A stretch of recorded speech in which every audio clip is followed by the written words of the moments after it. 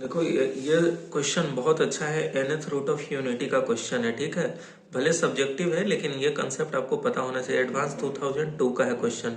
कहता है let a complex number alpha not equal to 1 be a root of the equation z to the power p plus q minus z to the p minus z to the q plus 1 equal to 0 when p q are distinct primes. यही question में crux है।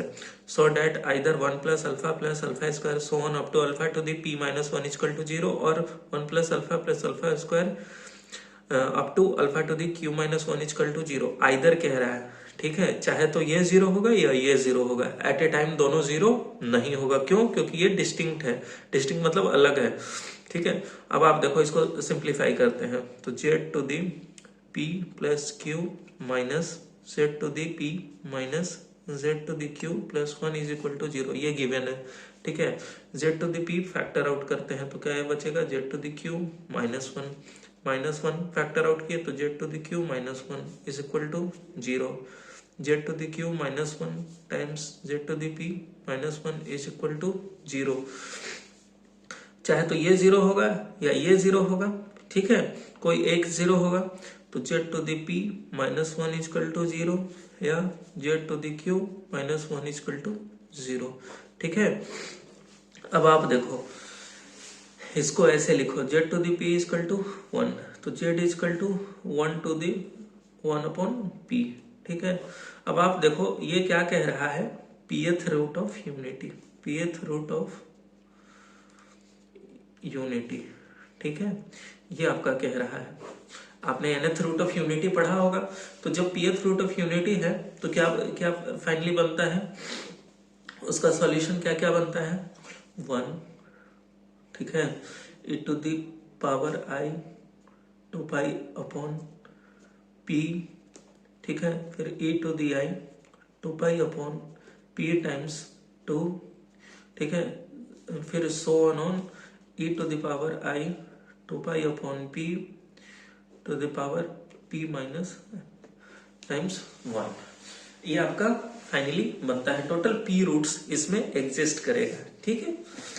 अब आप देखो, ठीक है। अब क्या कह रहा है, रूट कह रहा है। रूट का मतलब यही है इसके रूट्स, ठीक है।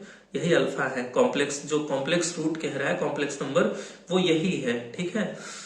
अब आप देखो अल्फा जो है e to the i 2 pi upon p है, ठीक है। तो ये अल्फा हो गया, ये कितना हो गया अल्फा स्क्वायर हो गया, ये कितना finally up to e to alpha to the power p minus 1 हो गया, ठीक। अब यहां से देखो z to the p minus 1 is equal to 0। तो सम ऑफ द रूट्स अगर इसका हम जानते हैं, सम ऑफ द रूट्स पॉलिनोमियल में, तो आप पढ़े होंगे कि क्या होता है, जो हाईएस्ट पावर है उसके जस्ट नेक्स्ट पावर का कॉफिशिएंट अपॉन हाईएस्ट पावर का कॉफिशिएंट। तो just next power p minus 1 का कॉफिशिएंट कितना है 0 है भाई, वो पावर अपीयर ही नहीं कर रहा है तो इसका मतलब उसका कॉफिशिएंट 0 है। और फिर हाईएस्ट पावर का कॉफिशिएंट जो कि 1 है। तो sum of the roots equal to 0 upon 1 which is equal to 0। अब सम ऑफ द रूट्स क्या है 1 plus alpha square so on up to alpha raise to the power p minus 1 is equal to 0। Proof हो गया, ठीक है। Similarly जैसे pth root के लिए किया वैसे qth रूट के लिए करेंगे, ठीक है। तो ये हमें दोनों मिल गया, ठीक है। और आइदर का मतलब चाहे तो ये चाहे नहीं तो ये। अब बताओ p और q दोनों अलग अलग हैं तो कोई एट ए टाइम एक ही तो होगा टोटल सम का 0 कि हम p और q को अगर 0 कहें तो p और q को बराबर होना पड़ेगा। दोनों अगर साथ में 0 होगा इसका मतलब p और q बराबर, लेकिन यहाँ डिस्टिंक्ट दे रखा है इसीलिए एट ए टाइम कोई एक ही 0 होगा।